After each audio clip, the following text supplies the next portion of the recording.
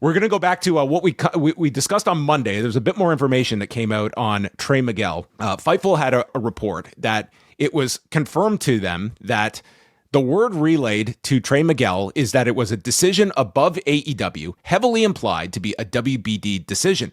To be very specific, we were told it was in relation to a post that Trey Miguel made in 2020 that was homophobic in nature, of which he immediately apologized for. We were told that there were no additional posts or situations that were said to have factored into that reason provided outside of online speculation. So, I mean, that kind of confirms what people had surmised coming out of this past week. And again, this was a post in response to a fan in 2020 where, I mean, it reads really badly. I mean, it was very, very homophobic, and he did apologize for it right afterward. And I mean, this was not a giant story at the time. Like, he was with TNA, but it was one that, I mean, this was like in the midst of 2020 where there was a lot of bad stuff going on in professional wrestling, but this was not a big story at the time in 2020. And I mean, ultimately, it looks like it's at least going to temporarily cost him a position in AEW. And I know a lot of people have made the comparisons to Jay Briscoe. It's unfortunate that he's in this situation for something that is 6 years old, that I would give him the benefit of the doubt that he was remorseful over, and he did apologize at the time. But it is unfortunate, and you may not agree with this decision, but it is going to be something that, you do something like this online, it does stick to you. Like, however you want to feel about that, that's the situation here. And you could certainly look at this as an overreaction. I don't think a guy should have his career jeopardized by a stupid decision like that of something written. But this is obviously something that WBD we saw in the past with Jay Briscoe.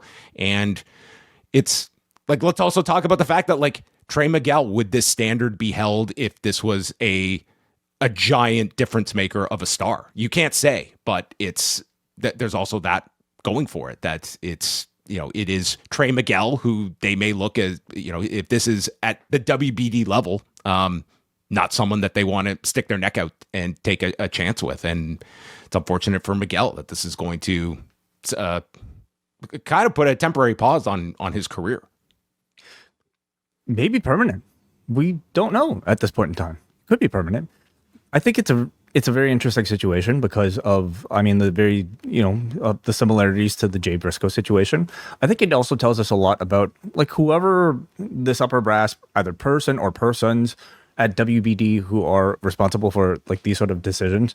They have clearly a zero tolerance policy when it comes to homophobic remarks in particular.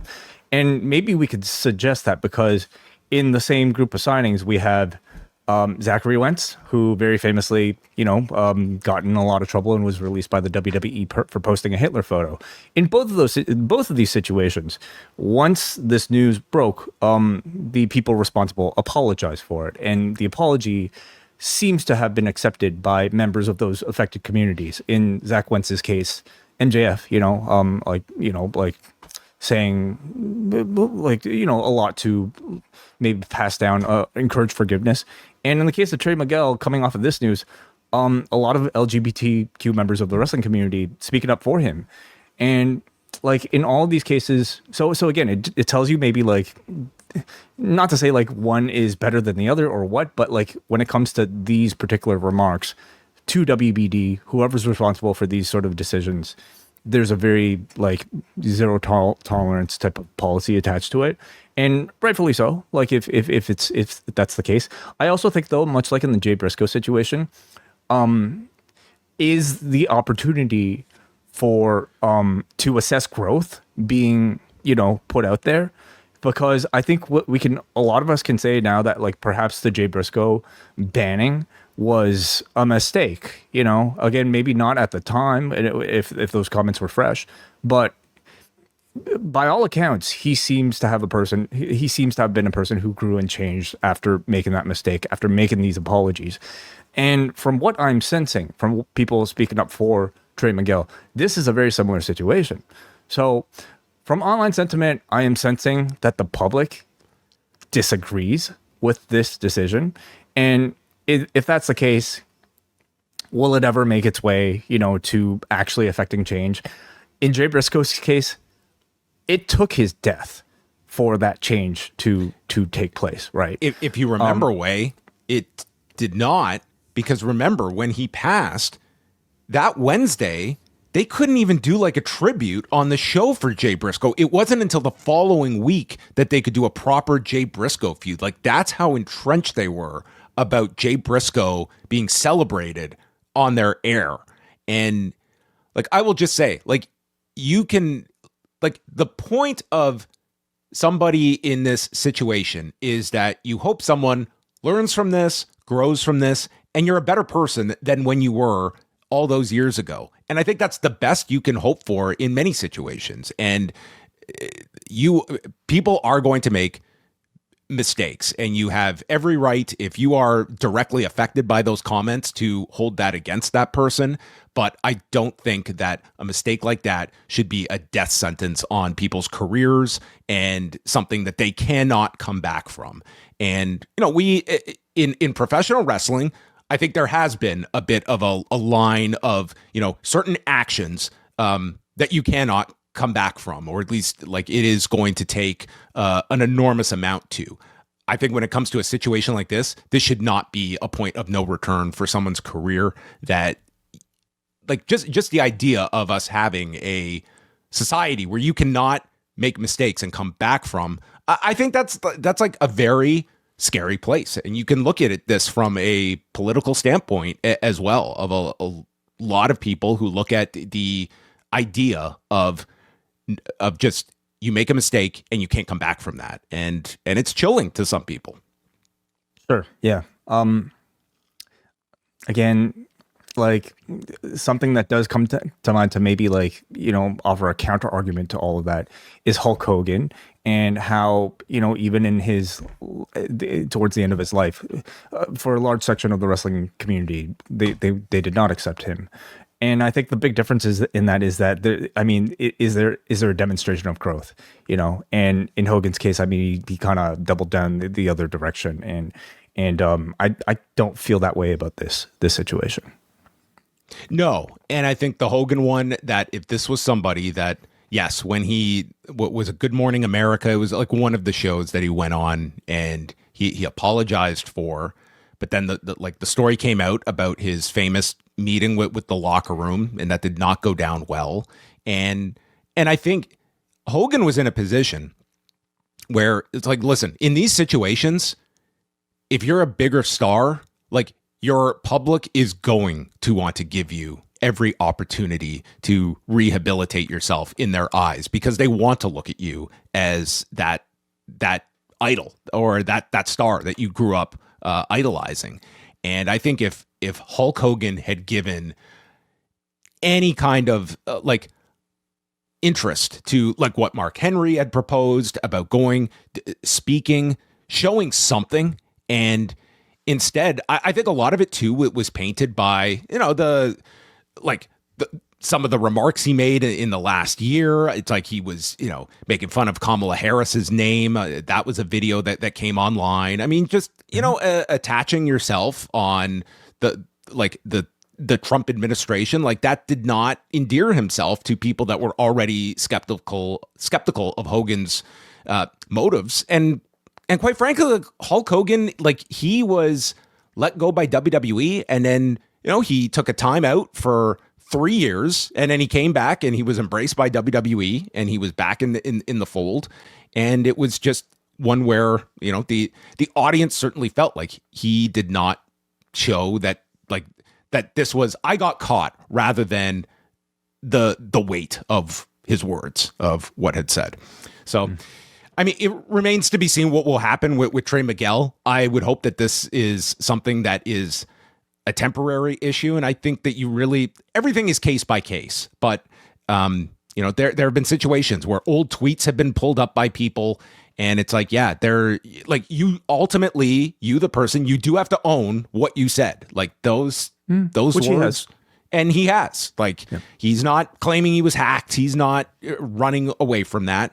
And, you know, you have to own that. But at the same time, like, you know, if like the punishment is you can never work for this company ever, that's a pretty steep price to or any companies. I mean, because I wouldn't see WWE, you know, like I don't know if a WWE would be all that hot on like touching this at this moment. So it's a very difficult position for Trey Miguel. I mean, it seems like he wants to take a break from things, and maybe mentally that's probably the best course of action. But you hope that like cooler heads prevail. He's a great talent, and that this should not be a door closing on him.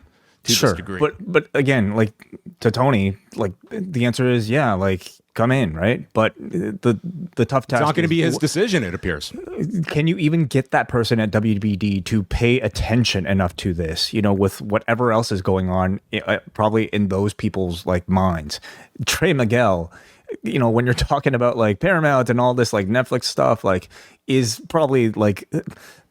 You know, like make a meeting with my secretary for like 6 months from now before we tackle this situation, right? So, I mean, is he a big enough star? That's where maybe that question comes in. Yeah, I mean, this could have literally just been a knee-jerk, hey, this is... And listen, if an executive just was told, hey, this is what this guy wrote 6 years ago, yeah, you're going to probably be... And it's like, and this is who? This is like a random wrestler you've never heard of? Show me the tweet. Okay, like, enough. That's it, right? Like, this could have been a 5-minute decision by one executive. Like, it doesn't even sound like this was some unanimous denial of. I mean, it's like, it really just comes down. And listen, it does read badly. And that was probably like, you read that, it's like, no. And that's as case closed as it gets. And that's the pain of the internet, is it not? You know, like context is often lost when it comes to something like that. Yeah, or at least you know, at the very least, okay, this was 6 years ago.